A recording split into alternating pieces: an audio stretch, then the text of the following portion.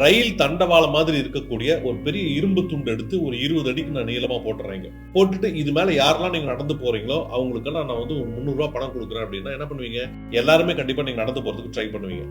அதே இரும்பு துண்டை எடுத்து இந்த பக்கம் ஒரு பில்டிங், அந்த பக்கம் ஒரு பில்டிங், நடுவுல அந்த பெரிய இரும்பு துண்டை வச்சிடறேன் உயரத்துல. கீழே வந்து கிட்டத்தட்ட ஒரு 200 அடி ஆழம் இருக்கு. இப்ப யாரெல்லாம் இது மாதிரி நடந்து போறீங்களோ நான் இப்ப உங்களுக்கு 3 லட்சம் ரூபாய் பணம் கொடுக்குறேன் அப்படின்னா கூட என்ன பண்ணுவீங்க? பெரும்பாலானவங்க அது மாதிரி நடக்கிறதுக்கு எந்த ரிஸ்க் எடுக்க மாட்டீங்க. மேல இருந்து கீழே விழுந்துட்டோம்னா ஆள் காலி அப்படிங்கிறதுனால. இப்ப நான் என்ன பண்றேன், அந்த பக்கம் பில்டிங்ல உங்களுடைய குழந்தை வந்து ஒரு ஃபயர் ஆயிடுச்சு. அந்த ஃபயர் ஆக்சிடென்ட்ல உங்க குழந்தை மாட்டிக்கிட்டு இருக்குது. இப்ப எத்தனை பேர் போய் அந்த இரும்பு துண்டு வழியா உங்க குழந்தையை காப்பாற்ற ட்ரை பண்ணுவீங்க அப்படின்னு என்ன சொல்லுவீங்க?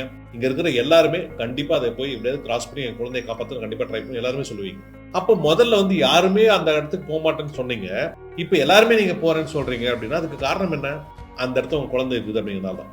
ஒரு எமர்ஜென்சி அங்க இருக்குது அப்படிங்கிறதால தான். ஒரு தேவை ஒண்ணு அங்க இருக்குது அப்படிங்கிறதால தான். ஒரு பர்னிங் டிசைர் ஒண்ணு உங்களுக்கு வந்து இருக்கு. அதை எப்படியா போய் காப்பாற்றணும் அப்படிங்கிற